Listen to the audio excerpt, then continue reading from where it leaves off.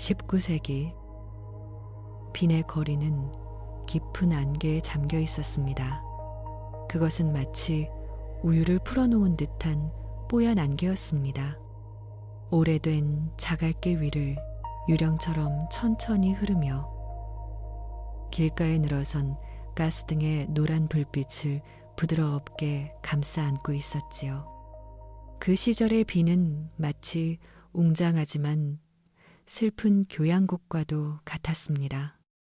오래된 제국의 영광과 새롭게 피어나는 사상들이 느린 춤을 추는 곳, 고요한 정적 속에서 다뉴브강은 차가운 겨울 입김을 머금은 채 명예와 사랑을 꿈꾸는 사람들의 잠을 어루만지며 유유히 흘러가고 있었습니다.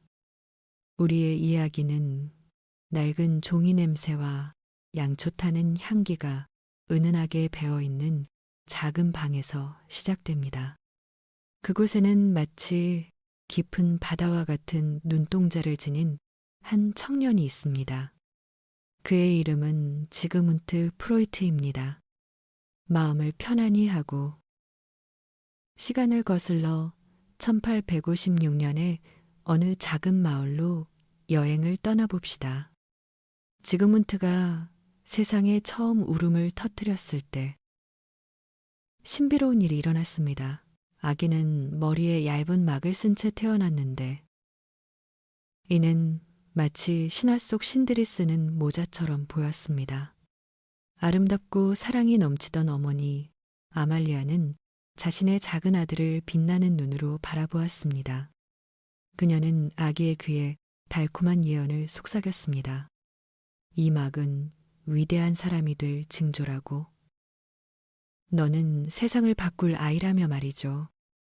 그 속삭임은 마치 맑은 시냇물 소리처럼 어린 지그문트의 곁을 맴돌았습니다. 가난이 문틈으로 스며드는 좁은 집이었지만 지그문트만은 언제나 예외였습니다. 가족들이 어스름한 어둠 속에 있을 때도 지그문트의 방에는 언제나 등잔불이 환하게 켜져 있었습니다. 그 불빛은 가족들의 희망이자 골든식이라 불리던 소년을 책과 사색의 세계로 인도하는 등대였습니다. 밤늦도록 들리는 책장 넘기는 소리는 그를 권력과 영광의 꿈속으로 인도하는 자장가와도 같았습니다. 하지만 인생은 언제나 향기로운 책장 같지만은 않았습니다. 마치 빛바랜 흑백 영화의 한 장면처럼 소년의 마음에 깊이 새겨진 기억이 하나 있습니다. 어느 흐린 오후 아버지와 함께 빈의 거리를 걷던 날이었습니다. 장면을 상상해 보세요. 축축한 공기, 차가운 돌바닥 위를 규칙적으로 울리는 말발굽 소리, 지그문트의 아버지, 온화한 유대인 상인 야곱은 아들의 손을 잡고 걷고 있었습니다. 그때 낯선 남자가 그들의 앞을 막아섰습니다. 모자를 눌러 쓴 그 남자의 눈빛은 차갑고 경멸에 차 있었습니다. 시간이 멈춘 듯한 그 짧은 순간, 남자는 아버지의 모자를 진흙탕 속으로 쳐내버렸습니다. 부드러운 양털 모자가 흙탕물 속에 처량하게 나뒹굴었습니다. 남자의 목소리가 날카로운 칼날처럼 공기를 갈랐습니다. 비켜라. 유대인, 어린 지그문트는 아버지를 올려다보았습니다. 분노, 혹은 적어도 자존심을 지키기 위한 한마디를 기대했습니다. 하지만 돌아온 것은 침묵뿐이었습니다. 아버지는 말없이 허리를 굽혀 흙 묻은 모자를 집어들고 가볍게 털어낸 뒤 다시 걸음을 옮겼습니다. 그 모습은 마치 호수 위로 떨어지는 낙엽처럼 아주 천천히 그리고 무력하게 보였습니다. 지그문트의 눈에 비친 거대한 아버지의 등은 순간 작아 보였습니다.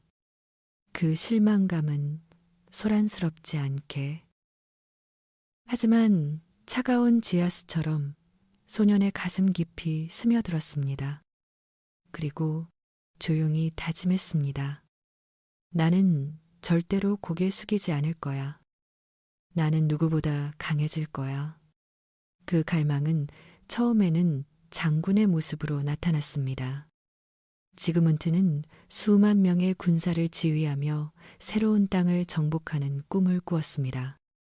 카르타고의 영웅 한니발처럼 말 위에 올라 망토를 휘날리며 지평선을 바라보는 자신의 모습을 상상했지요. 하지만 빈에서 유대인으로 살아간다는 현실은 그 문을 조용히 닫아버렸습니다. 정치나 군인의 길은 그에게 허락되지 않았습니다. 그래서 청년은 타오르는 야망의 불꽃을 다른 곳으로 옮겼습니다. 더 고요하지만 훨씬 더 신비로운 전장. 바로 과학이었습니다. 그는 실험실에서 위안을 찾았습니다. 그곳은 시간이 멈춘 듯한 공간이었습니다. 화학약품의 냄새가 은은하게 감돌고 유리끼리 부딪히는 맑은 소리가 들리는 곳. 공기 중에 떠다니는 먼지 위로 햇살이 비스듬히 떨어지는 오후. 지그문트는 현미경에 눈을 고정한 채 앉아 있었습니다. 렌즈 아래의 세상은 완전히 다른 우주였습니다. 그는 생명의 비밀을 찾기 위해 작은 생물들의 구조를 관찰하며 수많은 낮과 밤을 보냈습니다. 그것은 끝없는 인내심을 요구하는 작업이었습니다. 그의 손길은 보이지 않는 세포를 조각하는 예술가처럼 섬세하고 부드러웠습니다. 그는 괴테가 자연을 찬미했던 것처럼 생명의 본질을 이해하고 싶어 했습니다. 실험실의 완벽한 정적 속에서 지그문트는 비로소 세상을 통제하고 있다는 느낌을 받았습니다. 그곳에는 진흙탕에 떨어진 모자도 차별도 없었습니다. 오직 빛나는 과학적 진리만이 존재할 뿐이었죠.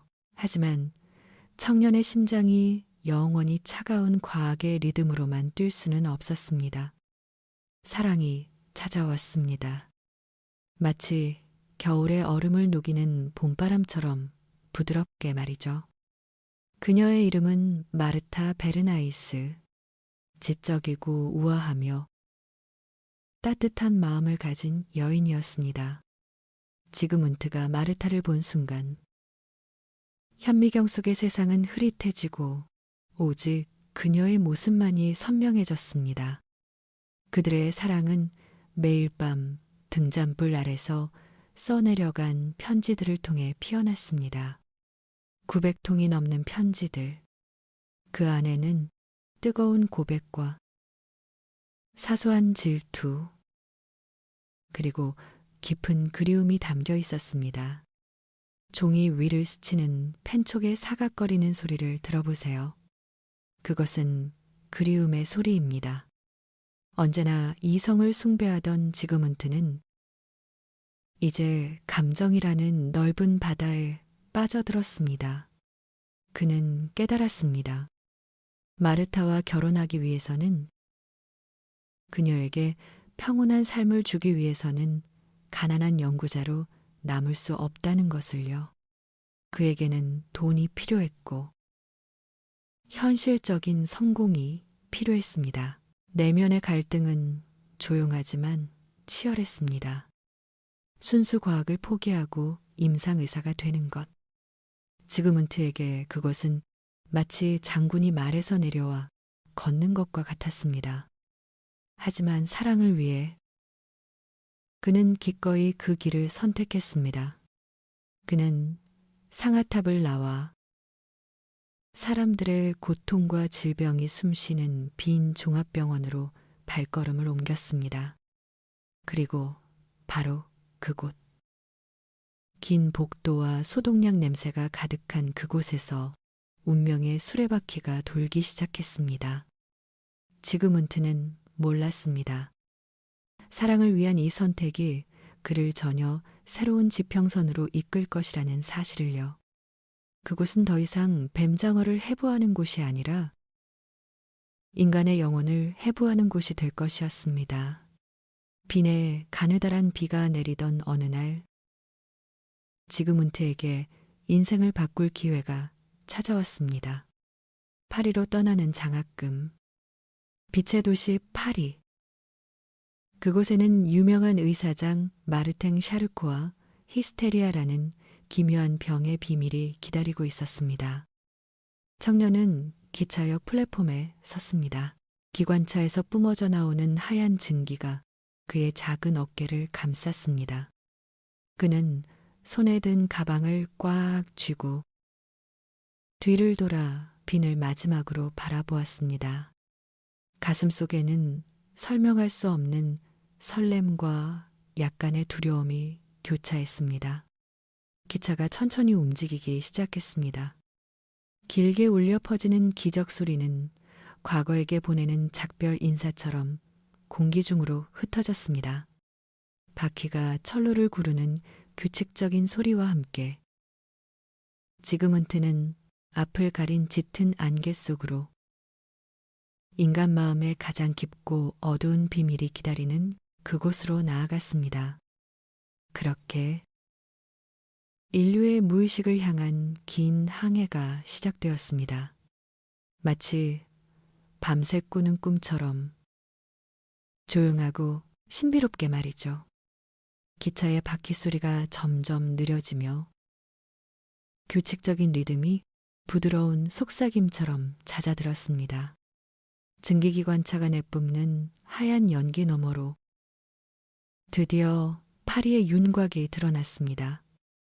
19세기 말의 파리는 빈과는 또 다른 매혹적인 향기를 품고 있었습니다. 가스등이 비추는 젖은 보도블럭은 검은 보석처럼 반짝였고 센강 위로 흐르는 바람에는 자유와 예술, 그리고 알 수 없는 신비로움이 섞여 있었습니다. 젊은 의사 지그문트 프로이트에게 파리는 단순한 도시가 아니라 거대한 무대였습니다. 그는 살페트리에르 병원에 낡고 거대한 문을 열고 들어갔습니다. 그곳은 마치 시간이 다르게 흐르는 성소와 같았습니다. 그리고 그곳의 중심에는 신경증의 나폴레옹이라 불리던 남자, 장 마르탱 샤르코 박사가 있었습니다. 상상해 보세요. 높은 천장의 강의실, 숨을 죽인 채 앉아있는 수많은 사람들, 그 정막 속에서 샤르코 박사의 목소리가 낮고 위엄있게 울려 퍼집니다. 그가 은로된 회중시계를 천천히 흔들거나 단호한 어조로 명령을 내리면 환자들은 깊은 최면 상태에 빠져들었습니다. 깨어있을 때는 걷지 못하던 여인이 최면 속에서 일어나 춤을 추듯 걷기도 하고 기억하지 못하던 과거의 조각들을 끄집어내기도 했습니다. 지그문트는 그 광경을 마치 마법을 보듯 바라보았습니다. 하지만 그것은 마법이 아니었습니다. 그것은 육체를 지배하는 마음의 힘이었습니다. 현미경으로 들여다보던 세포와 신경 조직 너머에 눈에 보이지 않는 거대한 세계가 존재한다는 사실을 깨달은 순간이었습니다. 그는 노트에 빠르게 기록을 남겼습니다. 펜 끝이 종이 위를 달리는 소리는 마치 그의 심장 박동 소리와 같았습니다. 마음은 육체라는 무대 위에서 연극을 펼친다. 이 깨달음은 그가 빈으로 돌아가는 가방 속에 담긴 가장 귀중한 보물이었습니다. 다시 빈으로 돌아온 지그문트는 열정으로 타오르고 있었습니다. 그는 사랑하는 마르타와의 미래를 위해 그리고 고통받는 환자들을 위해 하루빨리 성공하고 싶었습니다. 그 조급함이 때로는 눈을 가리는 안개가 되기도 합니다. 젊은 의사의 순수한 열망은 지구 반대편 안데스 산맥에서 온 신비한 식물. 코카를 만나며 비극적인 몽상으로 이어졌습니다. 당시 의학계에서 코카는 신이 내려준 선물처럼 여겨졌습니다. 피로를 씻어주고 고통을 없애주며 우울한 기분을 단숨에 날려버리는 기적의 가루. 지그문트는 이 하얀 결정체가 인류를 구원할 만병통치약이라 믿었습니다. 그는 자신의 연구실에서 이 약을 실험하며 마치 연금술사가 된 듯한 환상에 빠졌습니다. 그에게는 사랑하는 친구이자 동료인 플라이슐이라는 사람이 있었습니다. 플라이슐은 끔찍한 통증에 시달리며 하루하루 시들어가는 꽃과 같았습니다. 지그문트는 친구를 구하고 싶은 간절한 마음에 떨리는 손으로 그 기적의 약을 친구에게 건넸습니다. 이것이 자네를 고통에서 해방시켜 줄 거야. 그것은 아기가 없는 너무나도 순수한 호의였습니다. 처음에는 통증이 사라지고 친구의 얼굴에 생기가 도는 듯 했습니다. 하지만 그것은 꺼지기 직전의 촛불이 마지막으로 내뿜는 화려한 불꽃과 같았습니다. 얼마 지나지 않아 기적은 악몽으로 변했습니다. 약은 친구의 통증뿐만 아니라 그의 영혼마저 조금씩 갉아먹기 시작했습니다. 친구는 점점 더 깊은 수렁으로 빠져들었고 지그문트가 손을 쓸 수 없을 만큼 멀리 떠내려갔습니다. 어느 차가운 겨울밤, 눈이 소리 없이 내리던 날, 친구는 영원한 잠 속으로 떠났습니다. 그의 죽음은 비명도, 원망도 없는 조용한 사라짐이었습니다. 지그문트는 텅 빈 방에 홀로 남겨졌습니다. 책상 위에는 하얀 가루가 담긴 병이 놓여 있었습니다. 창밖으로 내리는 눈이 세상을 하얗게 덮어버리듯 그의 가슴 속에도 깊은 후회와 슬픔이 내려앉았습니다. 그는 깨달았습니다. 화학물질로 마음의 고통을 지우려던 시도는 신기루를 쫓는 것과 같았다는 것을요. 인간의 고통은 외부에서 주입된 약물로 해결될 수 있는 것이 아니었습니다. 그는 천천히, 아주 천천히 약병의 뚜껑을 닫았습니다. 유리병이 닫히는 달그락 소리가 방 안의 정적을 깼습니다. 그 소리는 마치 하나의 챕터가 끝나는 소리처럼 들렸습니다. 실패의 쓴맛은 그를 더욱 깊은 곳으로 인도했습니다. 그는 이제 눈에 보이는 물질, 만져지는 약을 내려놓기로 했습니다. 대신 그는 보이지 않는 것을 믿기로 했습니다. 파리에서 보았던 최면, 그리고 사람들 마음속 깊은 곳에 숨겨진 이야기들. 그는 의자 깊숙이 몸을 기대고 눈을 감았습니다. 어둠 속에서 새로운 문이 희미하게 빛나고 있었습니다. 그 문은 약물이 아닌 오직 말과 기억으로만 열 수 있는 문이었습니다. 이제 그는 메스가 아닌 경청이라는 도구를 들고 다시 환자들 앞에 앉을 준비를 합니다.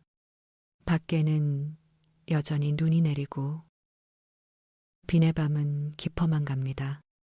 실패를 딛고 일어선 한 남자의 고독한 사색이 밤의 고요함 속으로 부드럽게 스며듭니다.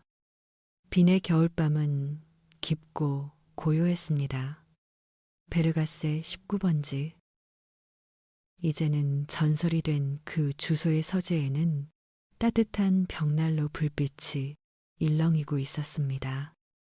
약물이라는 잘못된 희망을 내려놓은 지그문트는 이제 요제프 브로이어라는 훌륭한 선배 의사와 마주 앉아 있습니다. 두 사람 사이에는 묵직한 시가 연기가 느릿하게 피어올랐고 그 연기 속에서 새로운 치유의 단서가 떠올랐습니다. 브로이어 박사는 안나오라는 가명을 가진 한 여인의 이야기를 들려주었습니다.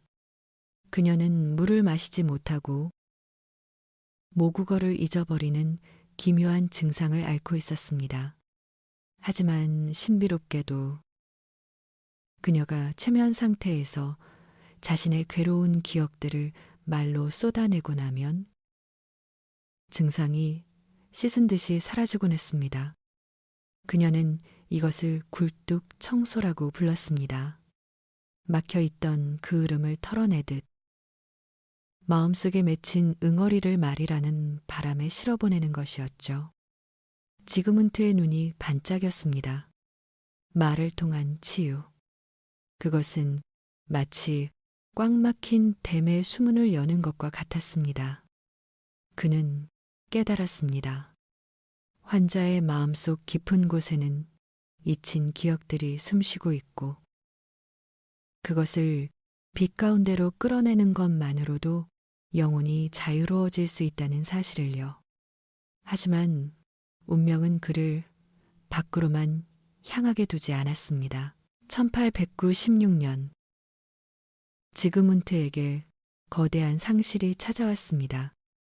그의 영웅이자 때로는 실망의 원천이기도 했던 아버지 야곱이 세상을 떠난 것입니다.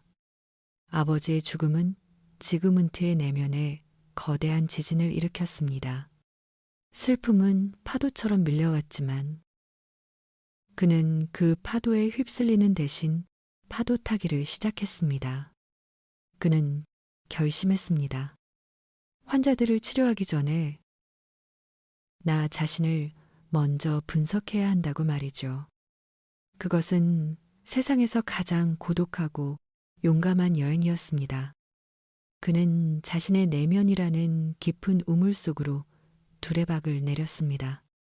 매일 밤 잠이 들면 그는 꿈의 세계로 들어갔습니다.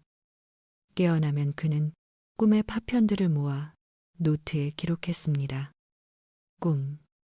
사람들은 그것을 뇌의 휴식이나 엉터리 환상이라고 무시했지만 지그문트에게 꿈은 무의식으로 가는 왕도였습니다. 그는 꿈속에서 어린 시절의 자신을 만났습니다. 어머니를 향한 타오르는 듯한 사랑, 아버지에 대한 두려움과 질투가 뒤섞인 복잡한 감정들. 그는 고대 그리스 비극 오이디푸스 왕의 이야기에서 자신의 마음을 비춰볼 거울을 발견했습니다. 그것은 부도덕한 욕망이 아니었습니다. 그것은 인간이라면 누구나 겪는 아주 오래되고 원초적인 성장통이었습니다. 그는 자신의 가장 부끄러운 비밀들을 해부용 테이블 위에 올려놓고 떨리는 손으로 진실을 마주했습니다. 1900년 새로운 세기가 밝아오는 시점에 지그문트는 인류 역사상 가장 중요한 책 중 하나를 세상에 내놓았습니다. 바로 꿈의 해석입니다. 그는 이 책이 심리학의 새로운 시대를 열어줄 것이라 기대했습니다. 하지만 세상의 반응은 차가운 겨울바람 같았습니다. 책은 팔리지 않았고 학계는 침묵했습니다. 그것은 마치 망망대해에 띄워보낸 유리병 편지처럼 아무런 답장 없이 파도에 묻히는 듯 했습니다. 하지만 지그문트는 실망하지 않았습니다. 그는 알고 있었습니다. 진리는 때로 늦게 도착하는 손님과 같다는 것을요. 그리고 1905년 그는 또 한 번 세상에 폭탄을 던졌습니다. 인간의 성에 대한 이론. 특히 어린아이들에게도 성적인 본능이 존재한다는 그의 주장은 당시의 보수적인 빈사회를 충격에 빠뜨렸습니다. 사람들은 그를 향해 손가락질했습니다. 병적이다. 더럽다. 악마의 속삭임이다. 신문들은 그를 비난했고 동료들은 하나둘씩 그를 외면했습니다. 하지만 잠시 그 폭풍우 속에서도 평온한 지그문트의 모습을 상상해 보세요. 그는 서재의 창가에 서서 밖을 내다봅니다. 사람들의 비난은 창유리를 때리는 빗방울 소리처럼 요란하지만 결코 그를 젖게 할 수는 없었습니다. 그는 자신이 본 것을 믿었습니다. 식물의 뿌리가 어둡고 축축한 흙 속에 있지만 그곳에서 생명이 시작되듯 인간의 마음 또한 어둡고 원초적인 본능에서 시작된다는 자연의 이치를 그는 이해하고 있었습니다. 그는 고독했지만 외롭지는 않았습니다. 그에게는 이제 누구도 빼앗을 수 없는 지도가 있었기 때문입니다. 인간의 마음이라는 미로를 탈출할 수 있는 지도. 그는 묵묵히 시가에 불을 붙였습니다. 파란 연기가 천장을 향해 올라갔습니다. 그는 기다렸습니다. 언젠가 이 자욱한 안개를 뚫고 자신을 이해해 줄 누군가가 나타나리라는 것을. 그리고 거짓말처럼 저 멀리 스위스 취리히에서 한 젊은 의사가 그가 보낸 유리병 편지를 주워들었습니다. 그의 이름은 칼 융. 이제 곧 고독한 왕에게 젊은 황태자가 찾아올 시간이 다가오고 있었습니다. 다시 비네 베르가세 19번지로 돌아가 봅니다. 이제 그 고요했던 서재는 더 이상 지그문트 혼자만의 공간이 아니었습니다. 매주 수요일 저녁이 되면 검은 코트를 입은 신사들이 하나둘씩 그곳으로 모여들었습니다. 이것이 바로 전설적인 수요일 심리학회의 시작이었습니다. 방 안에는 진한 커피 향과 시가 연기가 부드러운 춤을 추듯 감돌았습니다. 벽난로의 불꽃이 타닥거리며 타오르는 소리는 그들의 열정적인 대화에 리듬을 더해 주었습니다. 지그문트는 그 중심에 앉아 있었습니다. 마치 거친 바다를 항해한 끝에 자신만의 섬을 발견한 선장처럼 그는 제자들에게 마음의 지도를 펼쳐 보였습니다.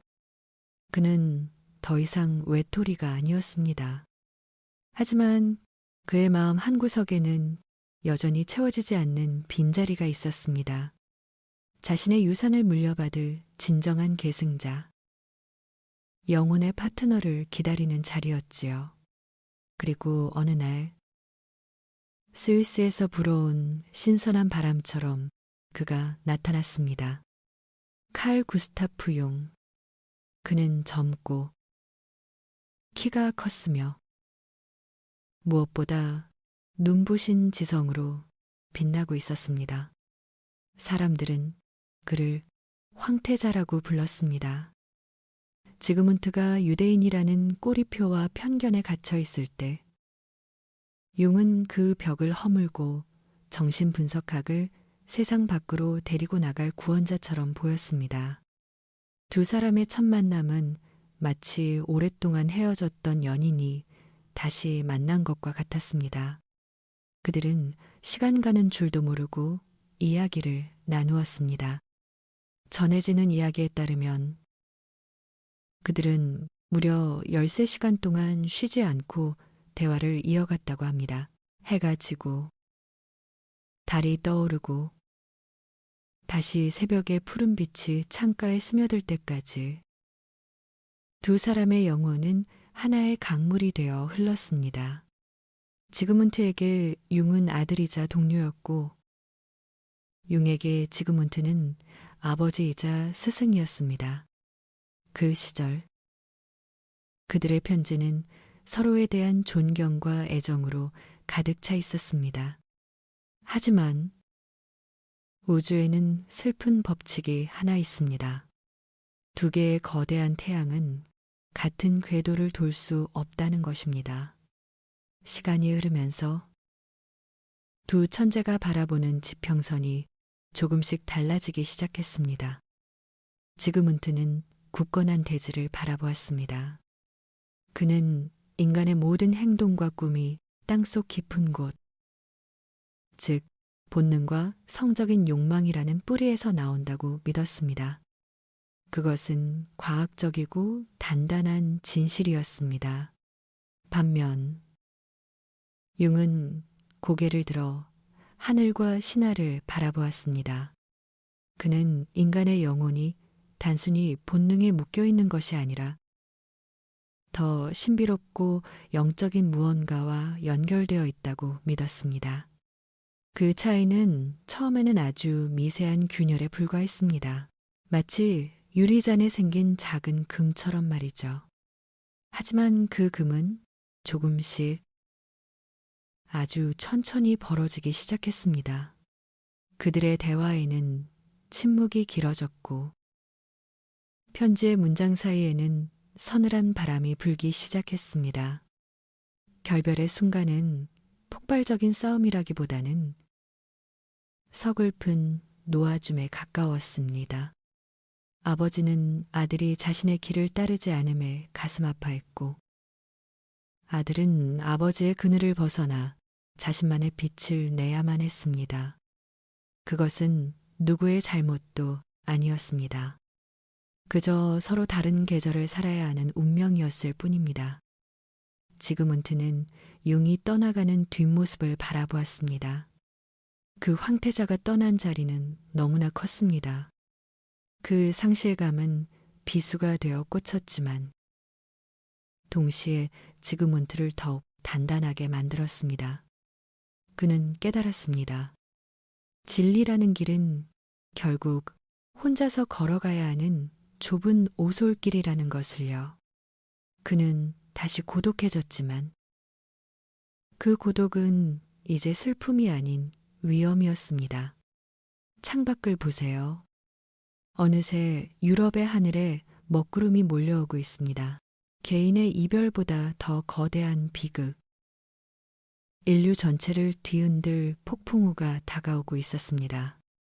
전쟁의 그림자가 빈의 아름다운 거리를 덮어오고 있었지만 노년의 지그문트는 흔들리지 않는 바위처럼 책상 앞에 앉아 펜을 들었습니다. 이제 그의 마지막이자 가장 숭고한 투쟁이 시작되려 하고 있었습니다. 시간은 멈추지 않고 흘러 어느새 빈의 하늘은 회색빛으로 물들었습니다. 유럽의 황금시대가 저물고 차가운 바람이 대륙을 휩쓸기 시작했습니다. 지그문트의 머리카락과 수염은 이제 완전히 하얗게 변해 마치 알프스 산맥의 만년설처럼 보였습니다.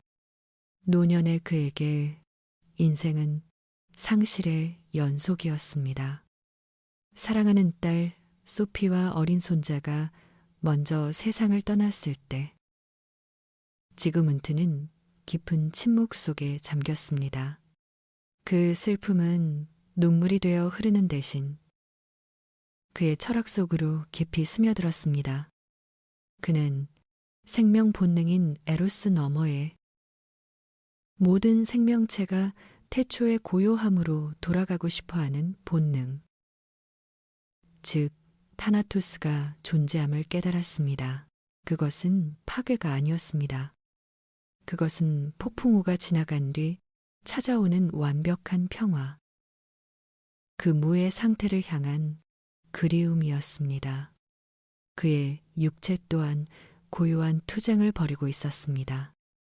평생 그의 곁을 지켰던 시가 연기는 결국 그의 입안에 고통스러운 병을 남겼습니다. 33번의 수술, 입을 벌리기조차 힘든 고통이 매일 밤 그를 찾아왔습니다. 하지만 상상해 보세요. 그 고통 속에서도 결코 흐트러지지 않는 노학자의 모습을.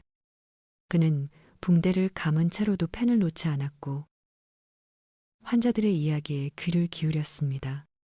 그에게 고통은 정복해야 할 적이 아니라 삶의 마지막 여정을 함께 걷는 까칠한 동반자와 같았습니다. 1938년 빈의 거리에 어두운 그림자가 드리워졌습니다. 나치 독일의 군화 소리가 돌바닥을 울렸고 도시 곳곳에는 붉은 깃발이 나부꼈습니다. 광장에서는 책들이 불타올랐습니다. 지그문트의 책들이 화염 속에 던져졌지만 그는 담담했습니다. 종이를 태울 수는 있어도 사상을 태울 수는 없다. 그 불티들은 밤하늘로 날아올라 마치 역설적인 별들처럼 반짝였습니다. 하지만 그가 사랑하는 막내딸 안나에게까지 검은 손길이 뻗쳐오자 지그문트는 결단을 내렸습니다. 평생을 사랑했던 도시 빈을 떠나야 할 때가 온 것입니다. 그것은 도망이 아니었습니다. 그것은 지성을 지키기 위한 마지막 이동이었습니다. 오리엔트 특급 열차가 빈역을 천천히 빠져나갔습니다. 차창 밖으로 스쳐 지나가는 풍경들, 다뉴브강, 슈테판 대성당의 첨탑, 그리고 80년의 추억들.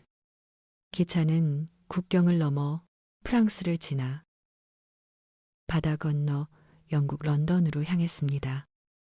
런던은 안개와 정원의 도시였습니다. 메어즈필드가 드니 10번지, 그곳이 그의 마지막 안식처가 되었습니다. 영국 사람들은 이 위대한 망명자를 따뜻하게 맞아주었습니다. 정원에는 아몬드 나무 꽃이 피어 있었고 그는 휠체어에 앉아 그 향기를 맡으며 평온을 찾았습니다. 1939년 9월 런던의 가을이 깊어가고 있었습니다. 이제 지그문트는 자신이 떠나야 할 시간을 직감했습니다. 육체의 고통은 더 이상 의미가 없었습니다. 그는 자신의 주치의인 막스 슈르를 조용히 불렀습니다. 그의 눈빛은 그 어느 때보다 맑고 고요했습니다. 이제 껍데기는 필요 없네. 나를 이 고문에서 놓아주게. 그것은 부탁이 아니라 위험 있는 명령이었습니다. 의사는 고개를 끄덕였습니다. 그는 떨리는 손으로 모르핀 주사를 준비했습니다. 그것은 고통을 끝내는 약이 아니라 그를 영원한 꿈의 세계로 안내할 작은 배였습니다. 지그문트는 침대에 편안히 누웠습니다. 창밖에서는 가을비가 나뭇잎을 두드리는 소리가 들려왔습니다. 타닥, 타닥. 그 소리는 마치 어린 시절 어머니가 들려주던 자장가처럼 들렸습니다. 주사가 들어가자 통증이 썰물처럼 빠져나갔습니다. 그의 몸이 깃털처럼 가벼워졌습니다. 그의 의식은 천천히 현실의 낯을 올리고 출항을 시작했습니다. 눈앞에 파노라마가 펼쳐졌습니다. 빈의 숲을 거닐던 아버지의 뒷모습, 어머니의 따뜻한 미소, 마르타에게 썼던 수많은 편지들, 그리고 꿈속에서 만났던 무의식의 심연들, 그 모든 것이 하나의 빛이 되어 그를 감싸 안았습니다. 그는 평생 인간의 마음이라는 깊은 바다를 탐험했습니다. 그리고 이제 그 탐험가는 그 바다의 일부가 되기 위해 돌아갑니다. 숨결이 잦아들고 방 안의 시계 소리만이 고요를 지켰습니다. 지그문트 프로이트, 인간이 자신의 마음을 들여다보게 만든 사람. 그는 이제 분석하지 않고 질문하지 않으며 오직 평화 속에서 잠들었습니다. 세상은 여전히 시끄러웠지만 그의 정원에는 고요한 밤이 찾아왔습니다. 잘 자요. 위대한 여행자여. 당신의 긴 여행이 이제 편안한 쉼으로 마무리되기를